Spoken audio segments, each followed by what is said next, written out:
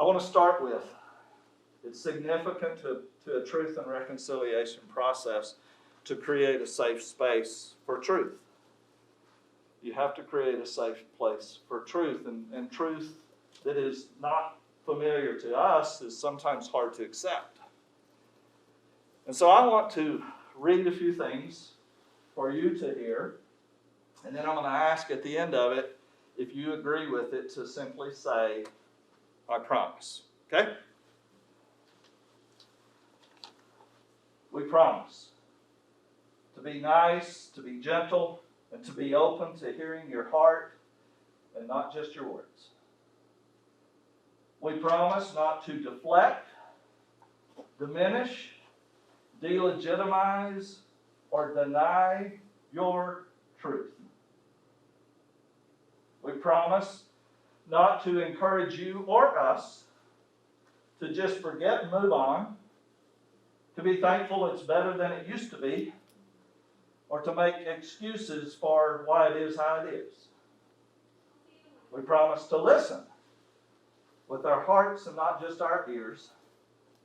We promise that if we are made uncomfortable by your truth, we will not resist the discomfort, but we will embrace it and seek to learn from it. And we promise to love you no matter what you say or how it makes us feel. And we promise this is a safe space for you. If all of you agree with that, would you say, we promise? We promise. Thank you. We will start with seniority first, then we'll go to beauty, and then we'll let these two. I'm not sure where to put Andy and Jimmy last. So, yeah, Andy's going to go last. Yeah. So, Milton, All righty. please share with us. All right. Good afternoon. My name is Milton Lee. I've been living in Lubbock over 65 years. I came here when I was a young kid. My mom came out here to work and everything because it was hard to do work in East Texas. I was born in Tyler, Texas. And so when she was out here for a while, she came back and got me and my sister, and we came on out here. And have been here ever since until the time I went into the military. So I just wanted to kind of give you a background of how I got here. And I want to just deal into this here because I don't know where my mind will go with this here. And so I just want to just talk to you as Jim was talking about. The first question was, when did you first realize you was treated differently because of race? Well, as I grew up, we mainly, as a minority, stayed in our own section of town. My mom would cook the meals, and so we wouldn't have to go out to no restaurant. We didn't do any of that. The only people that left was my mom and my dad. They would go out to work, and then they'd come back home. But then as I got older, I guess I was about 13, 14, somewhere along that, I started wanting to have some pocket change. So some people told me about going out and maybe doing some caddying. So I'd go out there to the Hillcrest, I'd go out to Lubbock Country Club, and I would caddy. We didn't make that much money. We carried bags. Sometimes I was a small guy. They called me grasshopper in school because I was nothing but legs. But sometimes I would try to carry 2 bags just so I could make some money so I could have some pocket change for the week. You know, because maybe, little girl might want to get a soda or something. I'd have some pocket change and buy a soda. When it came down to the fair, take her to the fair, I might not have much, but I'd make sure that she got whatever she wanted. But anyway, one time we had been out caddying, had been out all day, came back home, was on the way back home, and we got thirsty. We was walking, if any of you know where Hillcrest is, it's quite a bit of ways from Hillcrest downtown. So we had been walking, and we stopped and said, let's go in here and get us a soda before we go on home. So we stopped in there, went up there to the bar area where they had the sodas and everything. It was a restaurant. And asked for a soda. And Nothing happened. We was sitting there, we were kind of talking to each other, and one day all of a sudden we got to wondering, why is it taking him so long to bring us soda? So we looked down there, and he's down there helping other people, and so we just finally said, say, we ordered soda down here. And then that's when he came down and said, we don't serve color in here. And I said, wow. You know, yeah, I kind of held my emotions back. But that's when I first ran across the situation. Then I looked around, and everybody in there, we hadn't noticed. They were just looking at us. And so we decided, hey, let's get out of here. You know, so we decided to move on out. And that was at the Pioneer Hotel. If any of you older people know about Lubbock, that was at the Pioneer Hotel, and the name of the restaurant was the Piccadilly. And I never have been there since. Never have. But that was the first time that I was treated indifferently. I had left out of my comfort zone, and I went into another area. At that time, everything was still segregated, and we had our own school, and we had everything. And so that was the first time. So I'm gonna drop that one because of the time. When did you first see or experience someone stand up against prejudice or racism? Well, in the latter part of the 50s and first part of the 60s, we had black and white TVs. Y'all remember the black and white TVs?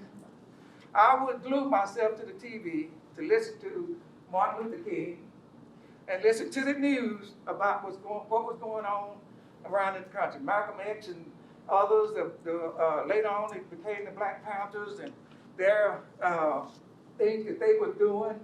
But then what struck me was, you know, this is a hard time because anytime someone spoke up for rights, whether it's civil rights, human rights, moral rights, something would happen. And you know what happened to Martin Luther King.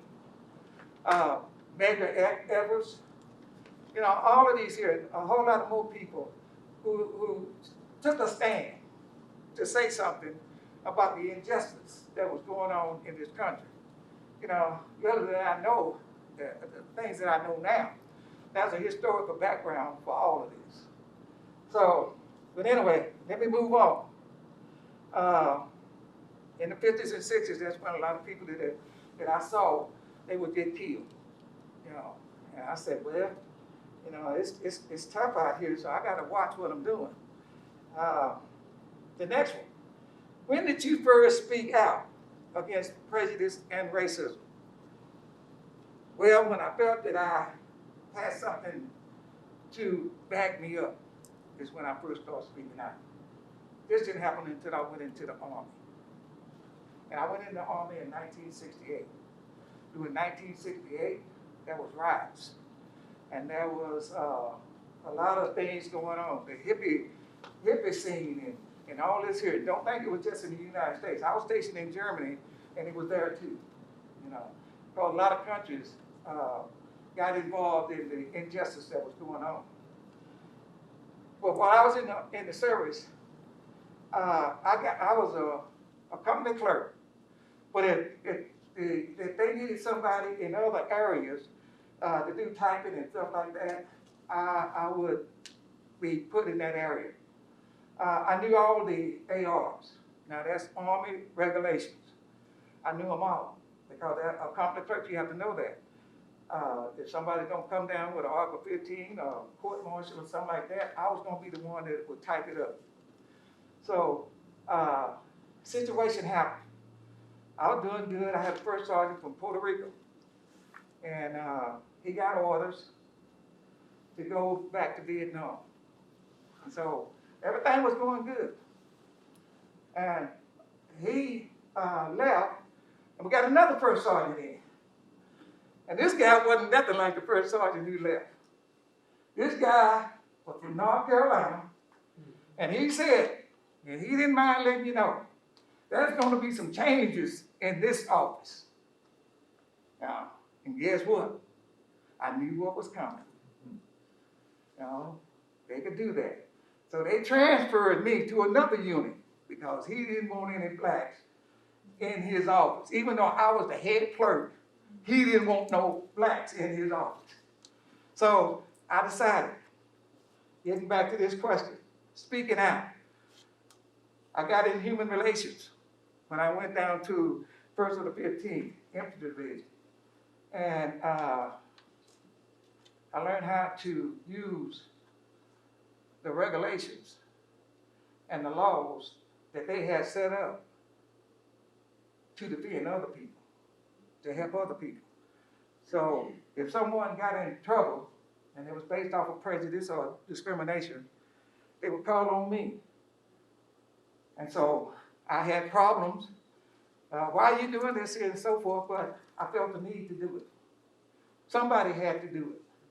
I don't know if it was something that I'm born with, something that came just through life, but I always felt the need to be there to support and help other people that I saw was being either abused, being put down, or just anything like that.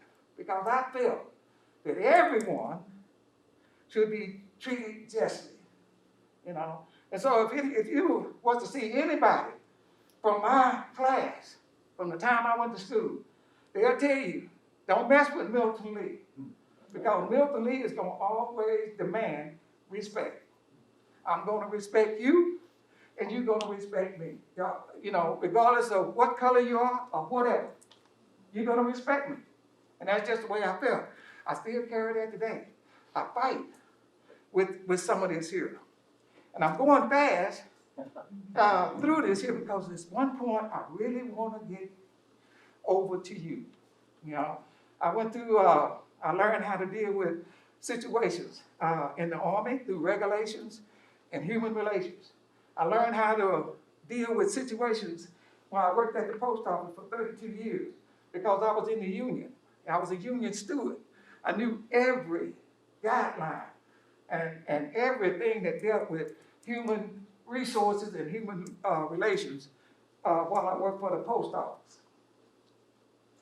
I'm also now president of the Lubbock NAACP. And that is our goal.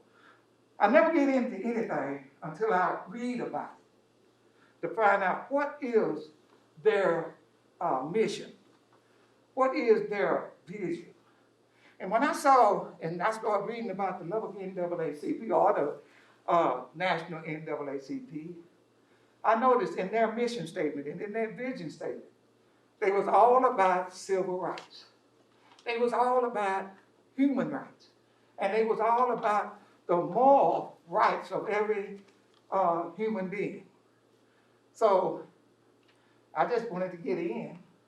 Next thing I know, they done made me president. You know? So here I am, you know, president, and my membership is steady growing. I have members all over Lubbock. And I'm going to continue to do that because they know I'm going to fight for people. I have a legal redress team that we are constantly fighting for people's rights, whether it's on the job, whether if they've been incarcerated and they're not being treated right, or just whatever. That's been my whole purpose. Now, I want to go to another section that is more important than any of the others. I became a Christian at the age of 32. Before then, I was trying to do it through laws and knowledge and everything like that. Now, when I became a Christian, I didn't know what to expect other than I wanted to be saved. As everybody, right? We want to be saved. Okay? And so, I'm like this here. I'm going to always read about something. So I got that Bible. And I started reading and learning. And one thing stuck out at me more than anything, because I had a question. I'm going to bring that question up before I stop. In John chapter 13, in verse 34 and 35, Jesus said, "A new commandment I give you, that you love one another as I have loved you. By know what? That you are my disciple. Not that you're a Christian, but that you are a follower of me. And that you will love one another. And I said to myself, if we don't ever make a change in the United States, we're going to have to follow a greater law than any law that man can ever put down on paper. And that's the law of God. We've got to get back to Jesus, because Jesus didn't see color. That came up with people years and years later. Everybody that Jesus created, he said, I created them in his image. He didn't show any favoritism. With him, everybody's the same.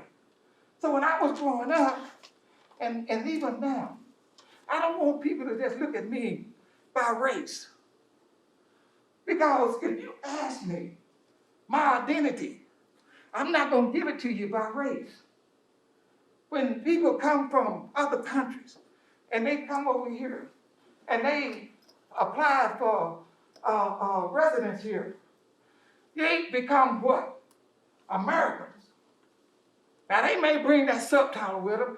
Oh, I am a European American. Or I'm from Africa, but I'm American. But they just supposed to be what? Americans. Guess what? I was born in this country. I went and fought for my country. So I get a little upset when I see politicians and other people want to use the military or the flag or the Declaration of Independence or any of those things to try to say this person or that person is not a citizen of the United States. If you were born here, you are a citizen of the United States. So, who am I? I am Milton Lee.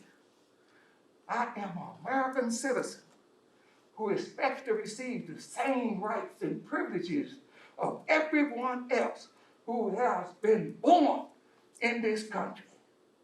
And I can't settle for second best. And now, since I have retired from the post office of 32 years, and I have retired from the military, 3 years active and 24 years in the reserve, I've been all over this world. I've been everywhere. But when I come back here, I want to be received and treated with dignity and respect, because I am a citizen of the United States. So that's what I'm talking about. And I think that's what everybody is really talking about. They are not being treated fairly. We'll never get equality, but we sure can get equity, fairness. And that's what I want us to understand today, because for this to happen,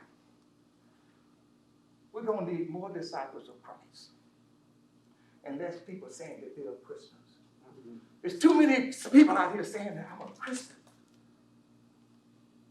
But the Bible says you will know a disciple by the fruits that he bears. If we're not bearing good fruits, then we might be in trouble when the time that the Lord come back. Because he's not going to show no partiality then either. So, I got off on a tangent. I probably went on. I knew you would. So. Yeah. I'm 71 years old. I got a lot to say. But, I just want you to know, I'm glad to see every last one of you, because that tells me that you are concerned too. And so that's what it's all about. It's not going to be just one people or one group or one organization going to make a change. It's going to take everybody coming together with a one goal, and that to be just like Jesus. That's what it's going to take. Thank you. I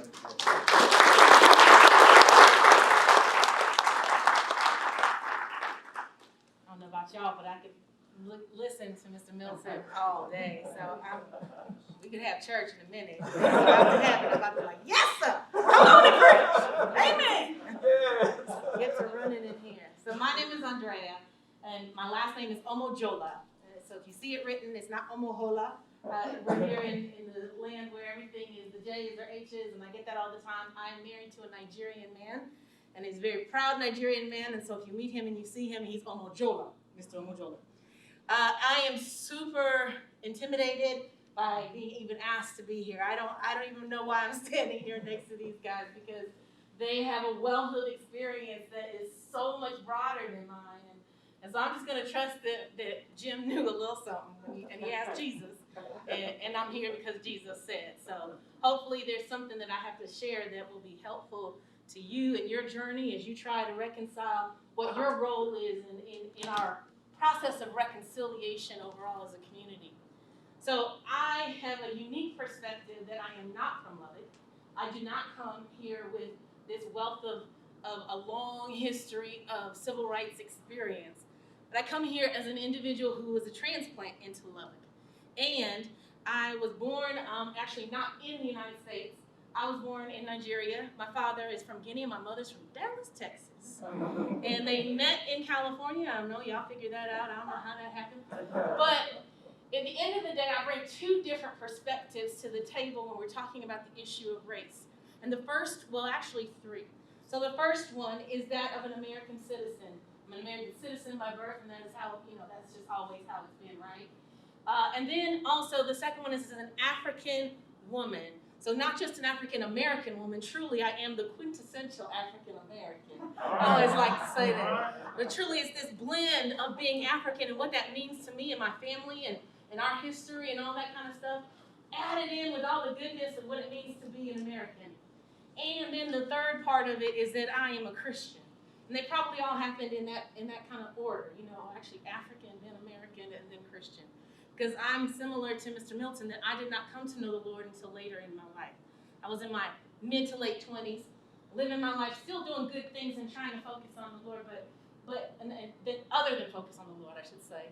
And then I finally got to focus on the Lord, and that's when I realized that I've been missing out my whole entire life. But the question, I did bring it up so that I will also not get off. You tell preachers to stand up here. We can talk all day. When did I first realize that I was treated differently because of my race? So all of those things put together. So we've been around here and there. We lived in the Midwest. We lived on the East Coast mostly, primarily in Michigan and in the Maryland, D.C. area, and then lived back overseas in Mali. Lived here and there, and I served as a missionary for the last 5 years before moving here to Lubbock almost 2 years ago now. And so I've been here and there and all around and had the experience of what it means to live as a black woman in multiple different settings. And the first time that I realized that I was a black girl or black woman was when I was 5 years old. Now that shouldn't be the case. I shouldn't even remember that I have a racial point of reference at 5 years old. It might have even been 4. But my mother sent me to Montessori because she really wanted me to be, loved on, and she thought, this is how it was going to happen and that we weren't going to have too many problems. I've primarily grown up in a very mixed environment and was pretty much middle class my whole life, and primarily around a lot of white individuals, and then some others as well, so it was pretty mixed. I was often the only black girl in the room. And so this first experience in my Montessori class was being picked up, and this little boy, kids will be cruel and they'll find something to call you. And he called me, my middle name is Yaya. That's my grandmother's name. She said, Yaya, Yo-Yo, Doo-Doo. That was his nickname for me. Yaya, Yo-Yo, Doo-Doo.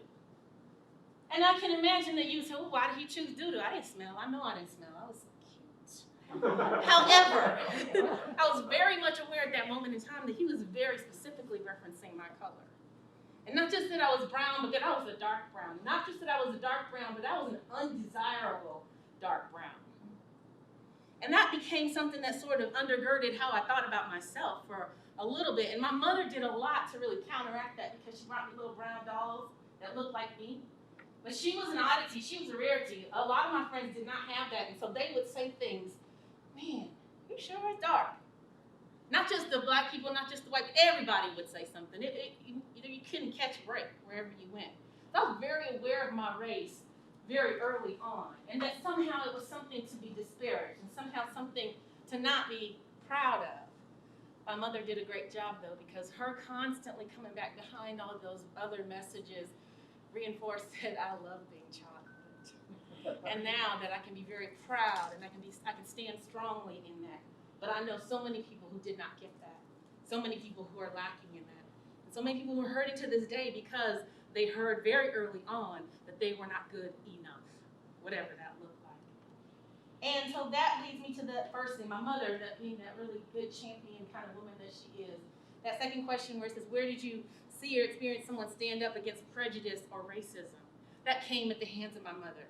Again, I'm in this very mixed place in my life, and so when I was 14-ish, we were in Maryland, and again, a very mixed area. I used to call it like a United Nations type of high school. We had a lot of different people going on, and I don't know why, but I was somehow in theater. I know, I'm not really dramatic at all, so that's hard to believe, but I decided that I was gonna be part of the dramatic society and go out for plays and all of that good stuff. And they were doing a play based on the life of Helen Keller.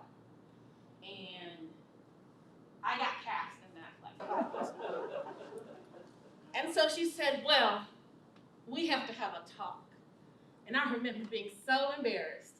Y'all, she took me up to the school and had a conversation with the theater director, the one who cast, and had to make sure that his motivations as a white man were pure. That he wasn't just casting me just because I happened to be the only brown woman in the room. And he specifically said, hey, listen, I had plenty of brown children to choose from. It was just about a brown girl I could just recast. She's the best person for this acting position, right?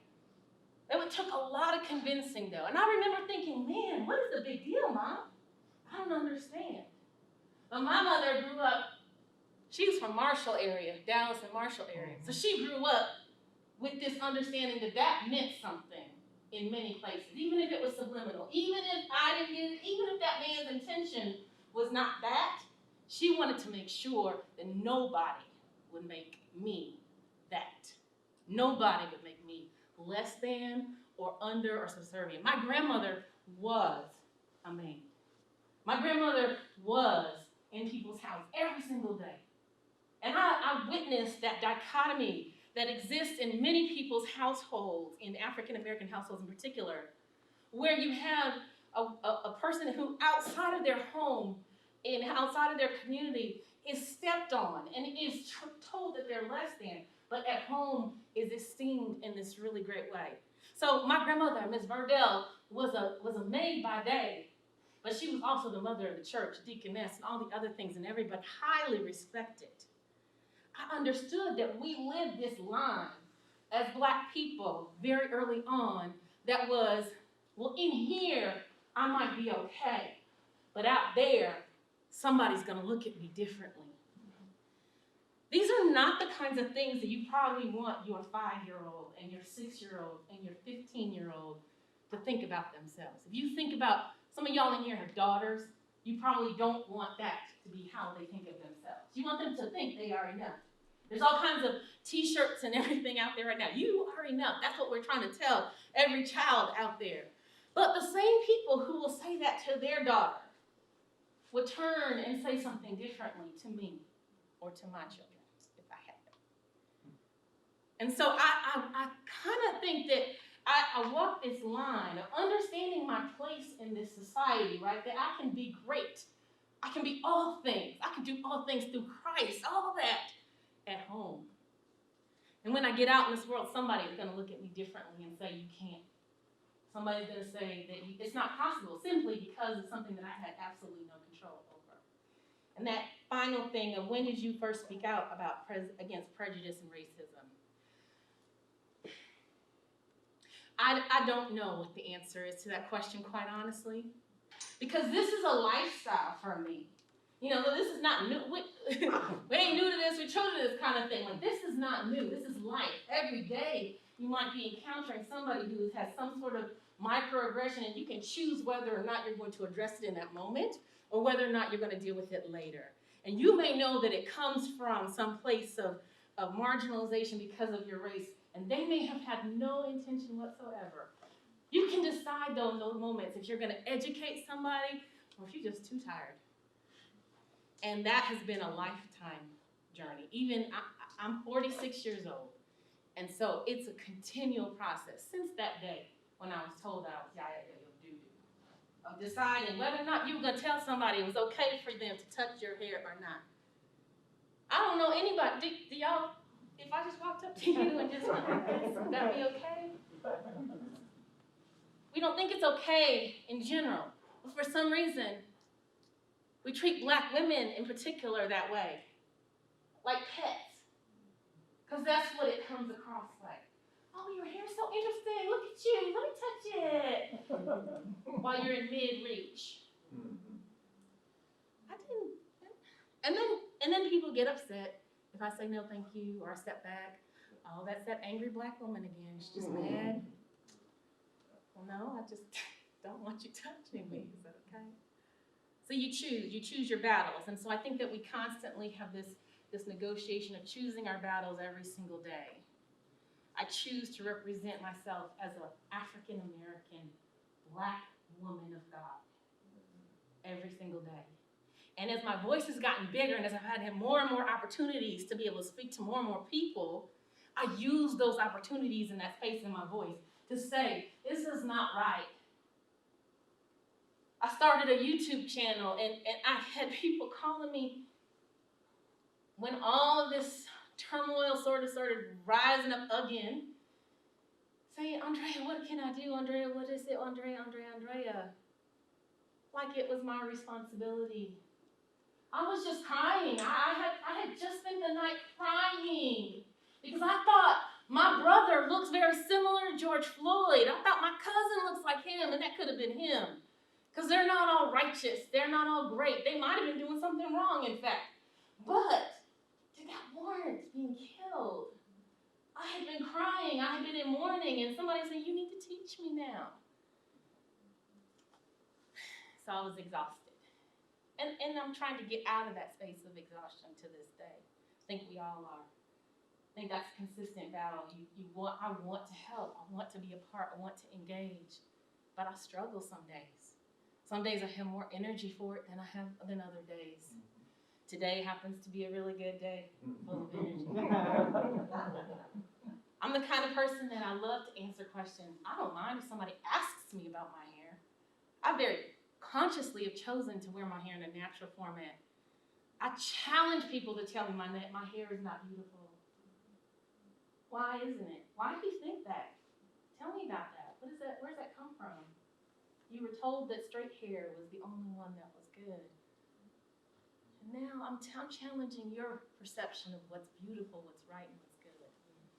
We go back to that place that he left, and then I'll set my tail down, is that it's all about love. And so I love you, and if you come at me, Aaron says to me, I have a question for you, Andrea, and I'm asking from this place of love, and I'm authentically wanting to understand you, I have no problems having that conversation with Aaron, or with anybody for that matter. And when we address each other in that space of love, when we talk to each other and approach each other in that place of love, and we take off those masks of defense that we often have. Well, I didn't do it to you. It wasn't me. Okay, but I didn't do anything to you too, but you still cross the street when you see a black man walking towards you. So I think we have to have the dialogue and constantly be talking of how we can exchange in love with one another. I'm really grateful to be here, again, intimidated by this group of people that I get to sit with, but I hope we get to continue this conversation. And I know that I could just keep talking on and on and on and on and on. There's so many places where God has met me in the midst of that struggle of trying to find strength and trying to find energy for the conversation and for the walk. But I know that he has given us that special space right now to even do more, to even dig in harder, to go further, and to take it to the next step so that our kids don't have to do the same thing. I'm really looking forward to it. Thank you.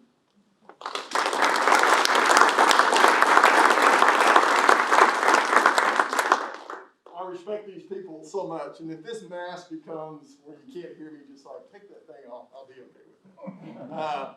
First of all, my first encounter with Milton Lee, as he was talking about earning the respect, I remember being a young punk. Now I'm just an old punk. And I was in one of his Bible classes, and I was being a young punk. And he called me out.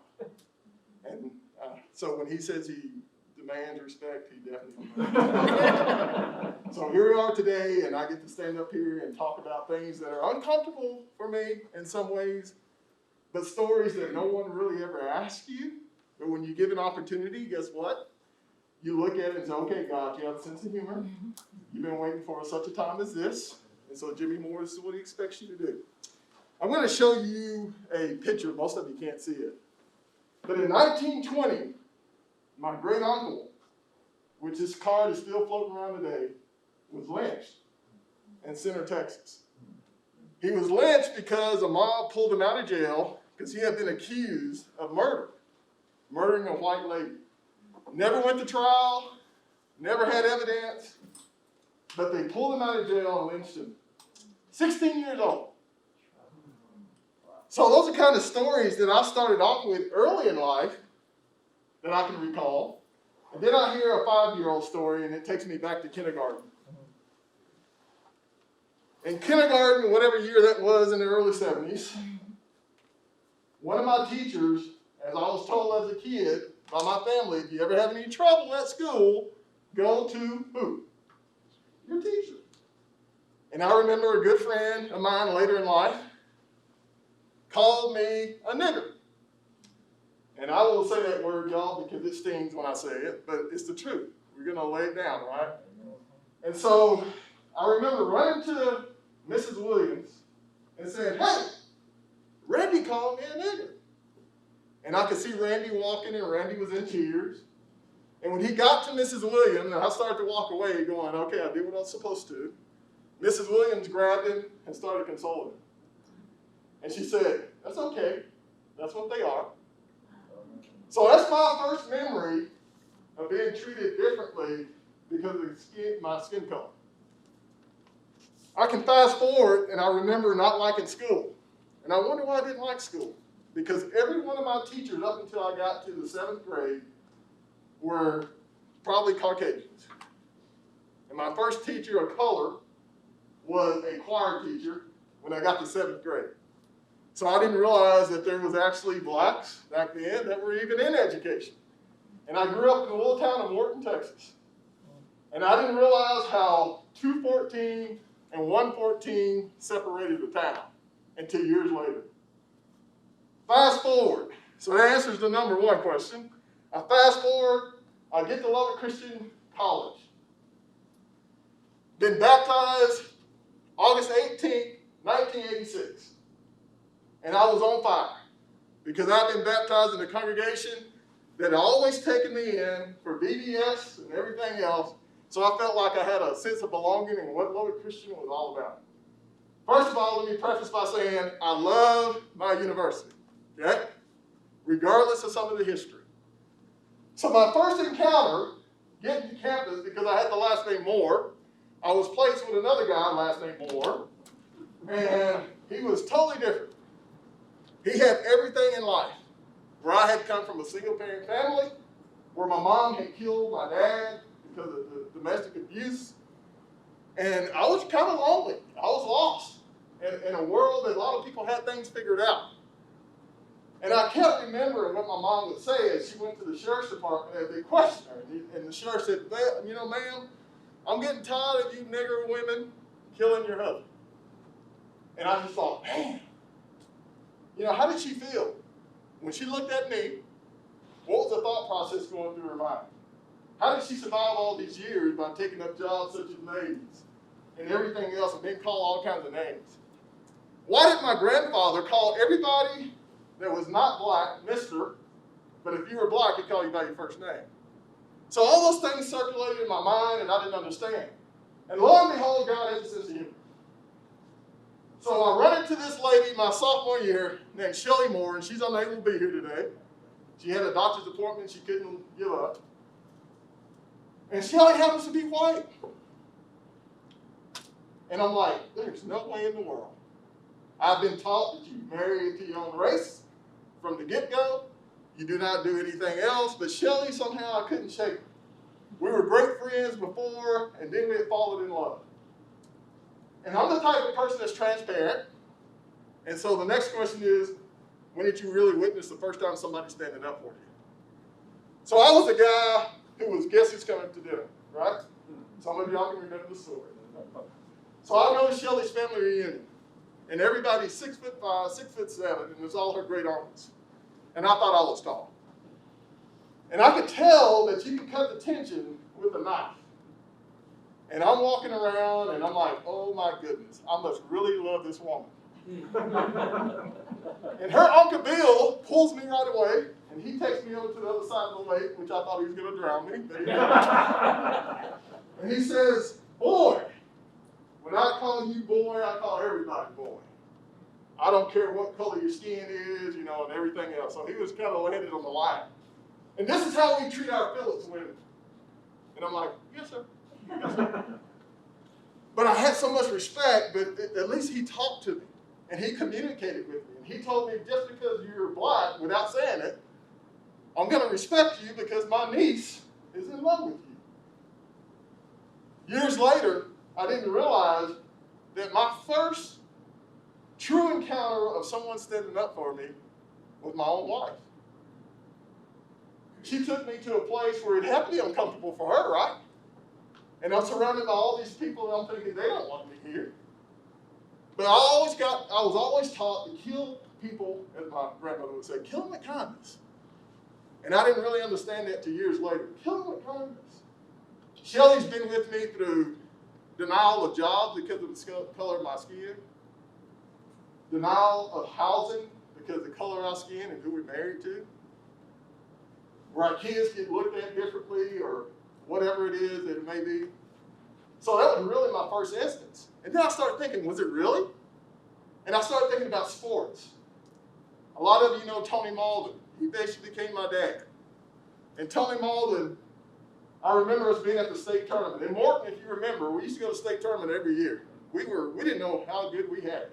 But we'd go every year, so we expected to win. And we're at Luby's, and we happen to meet up with our cousins. That's how deep we are. He's in Marshall. In Marshall, Texas, Shelbyville County Center, as I mentioned, was all the relatives. That was the route. And we're getting ready to go over and say hello to our cousins, and we hope we see you in the finals and everything else. They were from Somerville, son, and son from Snook, if you know about Snook and all those.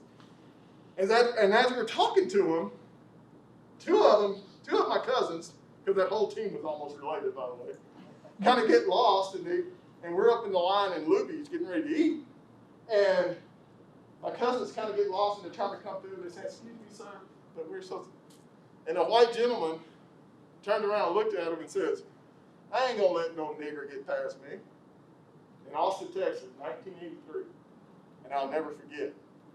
And here comes this big old tall dude at that time. He felt like that to me, a knight in shining armor, which is Tony Malden.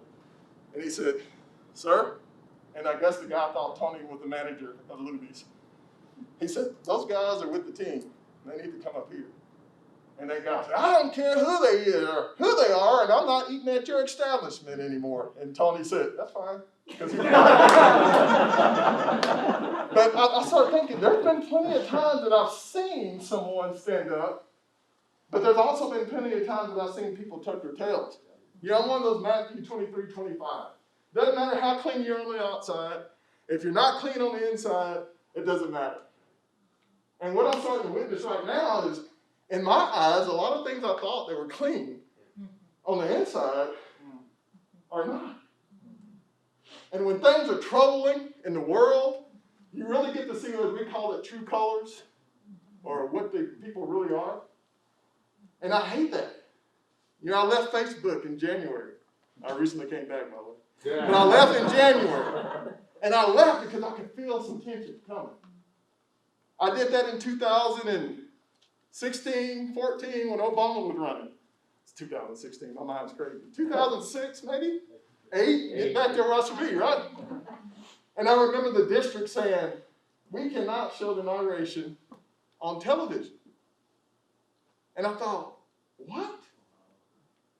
This is one of the biggest historical moments. No matter if you're Democrat or Republican, Independent, whatever you are, at least in our historically black schools, allow us to watch this. And basically what we got was the bandwidth is not large enough to watch it. And I thought, wow. So what does Jimmy do today to try to help? You know, I tend to, because I'm an introvert, y'all didn't believe that, did you? I'm an introvert, I tend to just want to run to a corner and like, y'all call me when all this is over. But I have a son that is so bullheaded like his mom. And I have a daughter who's right in line, and they look at me and they go, Dad, can you go talk Jim back and say, Jimmy, well, you want to come be a part? And so what I do is I go to different places and I talk about the tough things to talk about. I want to have open dialogue. I want people to listen and I want to hear their story too. Without judging, this is what's happening. I had a counterpart just the other day, he says, Jimmy, I'm not talking politics with you anymore, race. And I said, why? He said, so no matter what I say is wrong. I said, you didn't get that from me, did you? And he said, no. But as a white man, and I looked at him, and I said, so now you know what it feels to be discriminated against. I was like, I have never said anything wrong against what you're saying. We just talk. So I take the avenue of, when I was a coach at Estacado, I remember this, I was in law enforcement for a while. And yes, folks, there's good law enforcement officers and there's bad, and I've seen them. I worked alongside them. I've seen people's head bashed into the wall and hair sticks into the center block. I left it because I left that profession because I couldn't do it anymore. You can ask Shelley. I remember falling to my knees and saying, Lord, whatever you can do, relieve me from this. As I watched a black man dying, coughing up blood, bleeding out because of ulcers, but handcuffed to a bed. And I was like, I can't do this. This is not what you called me for. And lo and behold, like I said, God has a sense of humor. I ended up at the Children's Home of Lubbock. And today I'm at the Children's Home of Lubbock. But, you know, you live long enough, you can go back and you can look at the fingerprints are everywhere for these kind of things. So at Estacado, I remember my kids coming to me and saying, Coach, this officer, and some of them who would later run for offices, big offices. And I knew the stuff that had happened. And I could confront, not in an ugly way, but I could talk to people face to face instead of hiding behind a computer and typing. And I feel like I've been called to have that conversation with those people, like, listen, instead of blocking you on Facebook, I've been waiting to see you. But I know we can talk about this. But I've seen my kids pulled to the side for just walking down the street and being innocent. And come crying to me and say, Coach Moore, I did nothing. And my heart was crying for them too. Just because of the color of my skin, they did this to me. Jimmy Moore himself was profiled plenty of times. If we finished the ball game at night, I would drive down the street, and when I was letting kids out, they'd go into their house, and I would go all over town, and I would get followed. And one day, this is so funny to me. Any of you know Officer Jordan? He's with the K-9 unit for the LPD. Well, I wish you knew him. You'd give him a hard time. And so he's a good friend of mine. But he followed me, and all of a sudden, he pulls me over, gets his K-9 dog out, shines the light in my face in the car, and he says, Moore, what are you doing over here?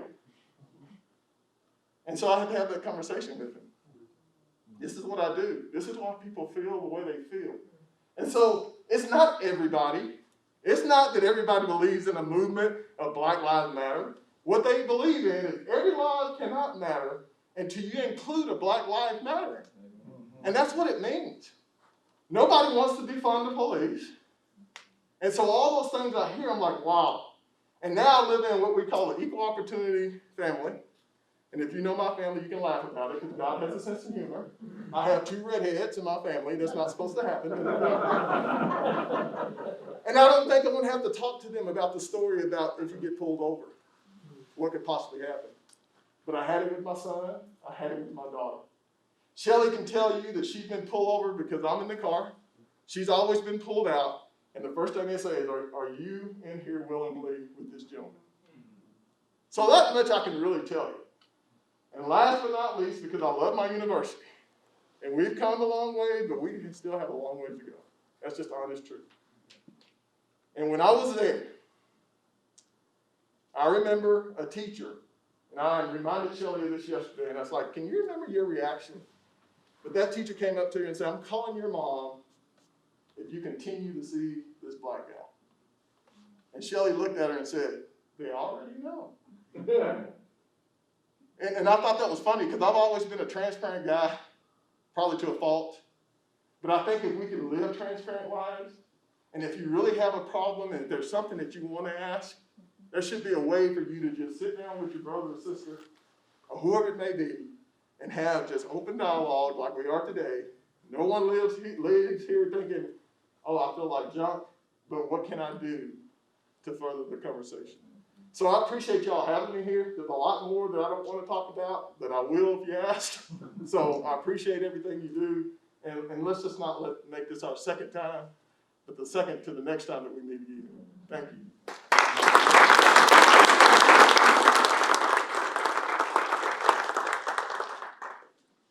Well, I don't know how I can follow all of this.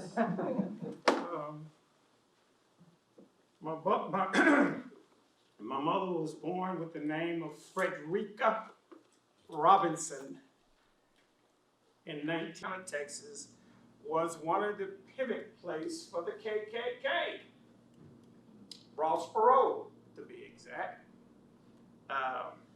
My wife and I both are from Texarkana. She lived in Nash, and at the age of 10, we met each other on occasions. Our families knew each other. We never dated. She was the first black cheerleader, and the only way she became the black cheerleader is her mother had to stand up for her. And this is what happened. She used to have she had her hair burned, her brushes burned, had molasses put in her hair.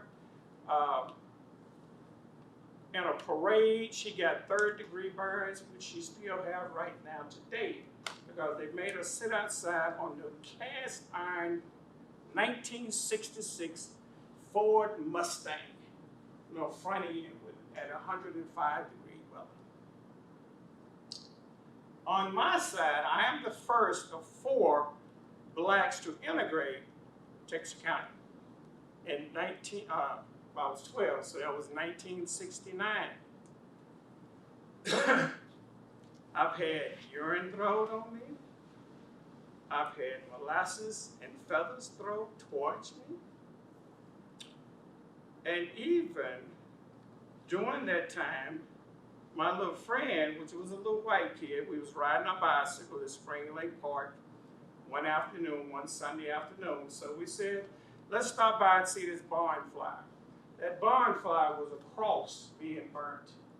And what really happened, I got jacked off the bicycle, and I'm grateful to be here to tell about it. And of course, I was urinating all over myself.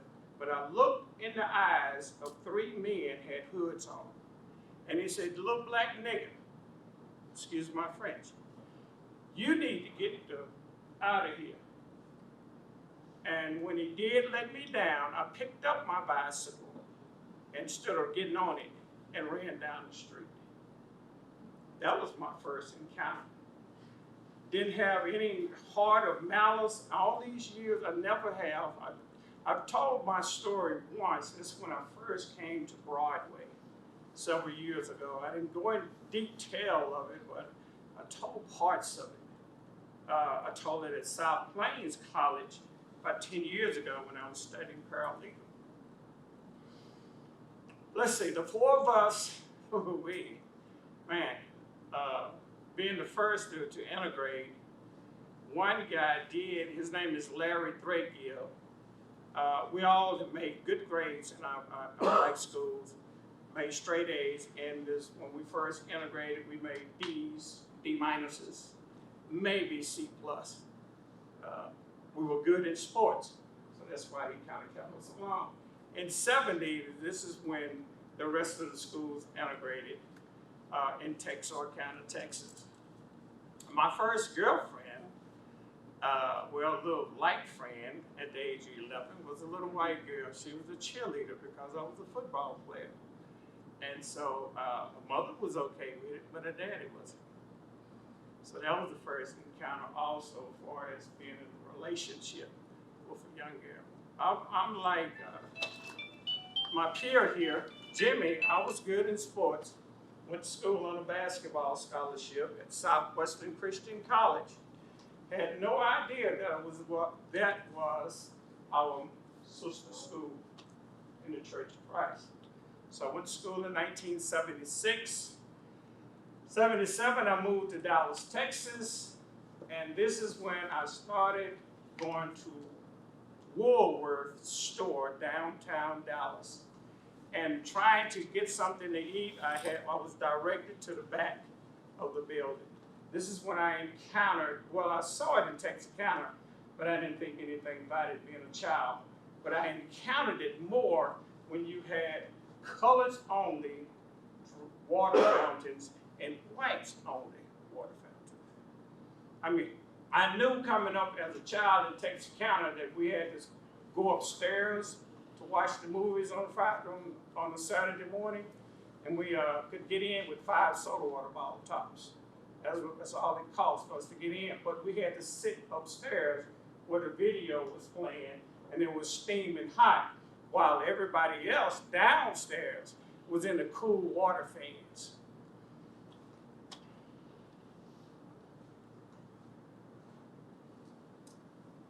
I forgive you.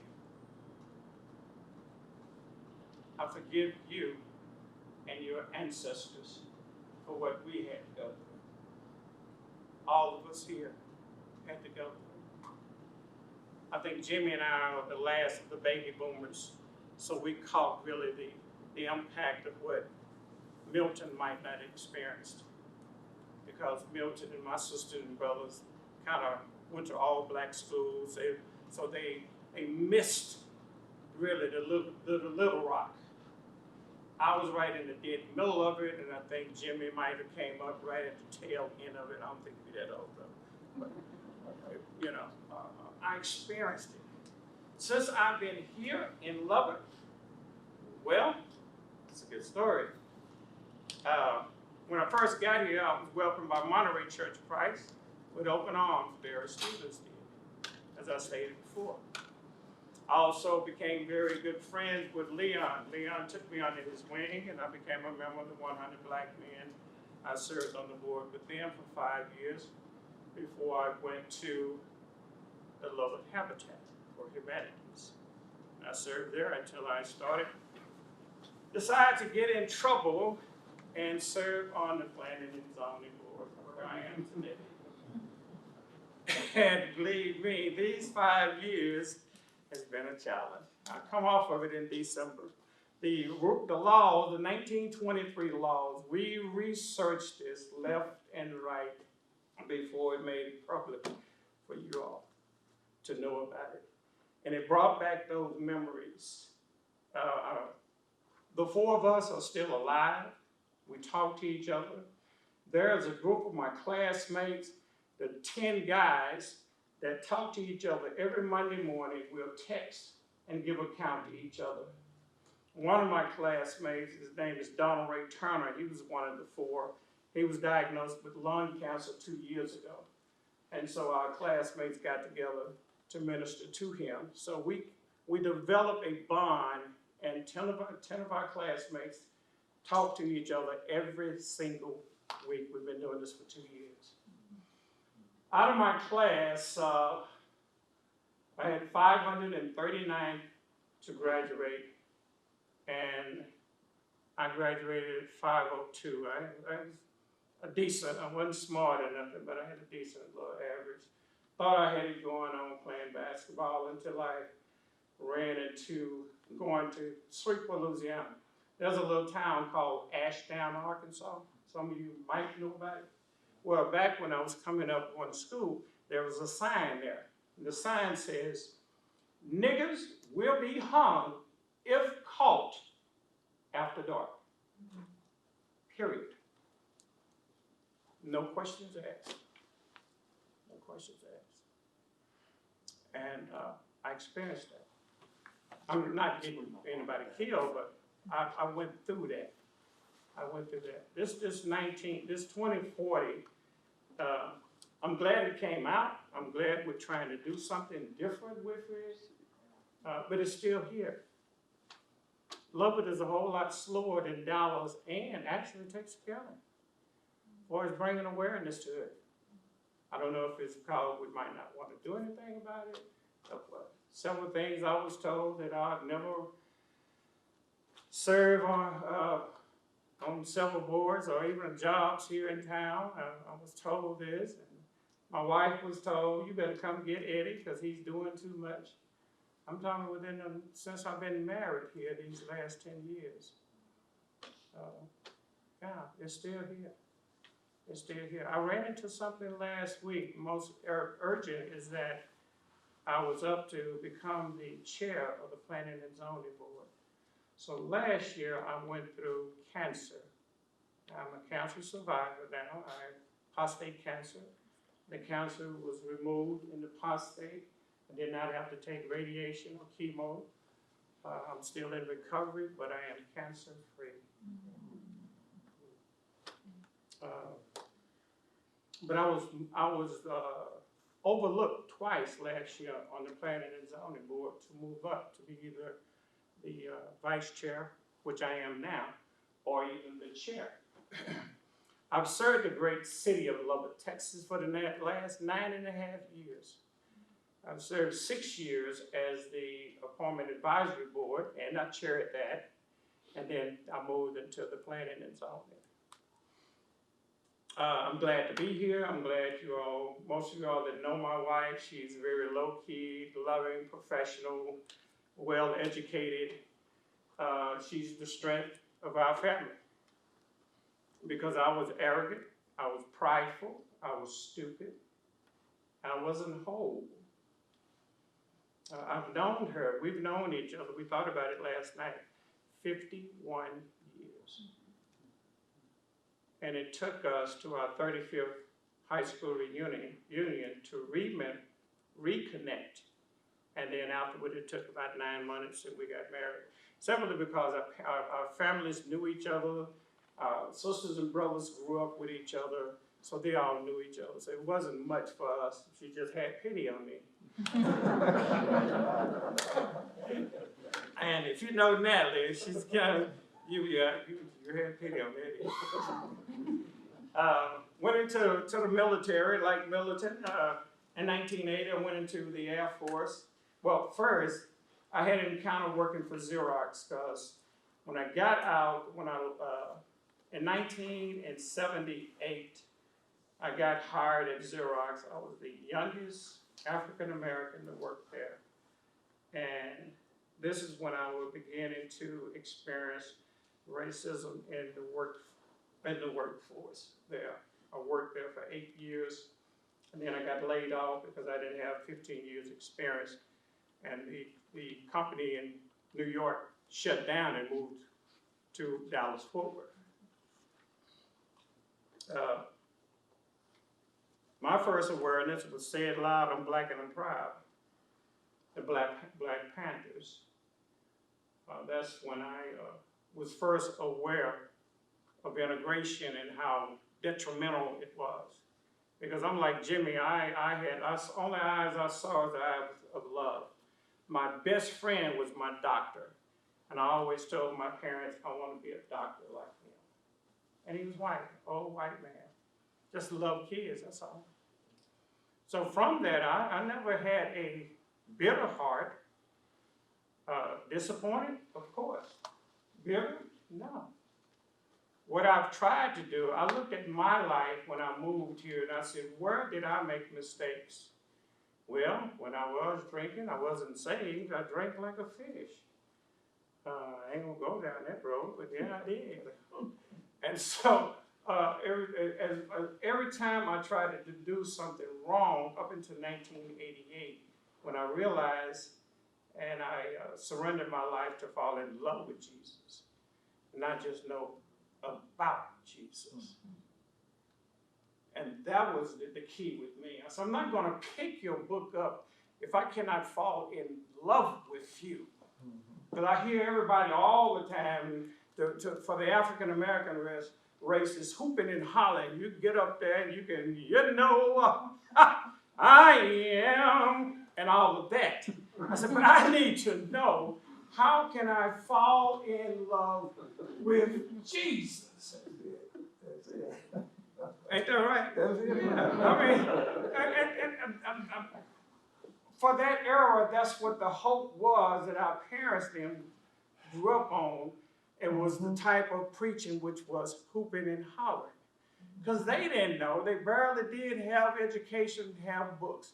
When I was coming up in Milton, we got the second-hand books. 4 or 5 years, you get brand new books. And then you wait 3 or 4 years before you pass it down to the blacks. And then we might get it. If everything is in there, it's a blessing. That's how we were learned. I come from a family of educators. My mother was an educator. My sister was an educator. My aunts were educators. They were all professional educators out of Houston. They came from humble conditions. Temple, Texas, Center, Texas, Tenny Hall, Texas, Marshall and Cardinals, Texas. Those were my roots. My granddad married a half-white Indian woman. Well, he had a twin. He got ran out of Mississippi simply for the fact that he looked toward a white woman and they was going to hang him, period. And so he ran out of Mississippi to Texas, ended up marrying my grandmother that I never met. The only thing I know of her is that she has long, straight hair, and her complexion was chills. That's all I know. My grandfather obviously was one of the white masters, slave masters. And that's all I know of my lineage. Like I said, I love you. I'm glad to be here. There's a lot I could say, but I know we're already past an hour. You give 4 preachers the flow, and you might have to sit down for 2 or 3 hours. But you know, we're grateful here. Hopefully that we can get something going. What I'm trying to do is just trying to pass the mantle. As I get ready to go off of these major boards, I try to encourage us as a whole to get on those boards where we can have a voice and where we can be included at the table. You know? And that's the way I look at life. My passion is for kids. That's why I have a drug program. That's why I was stupid, especially when I came out of the military, drinking Wild Turkey 101. Most of y'all don't know nothing about that. But I mean, it was just part of my life that I went through. And I'm grateful today. If it had not been for the cancer, the only thing that's wrong with me is I'm 40 something pounds overweight.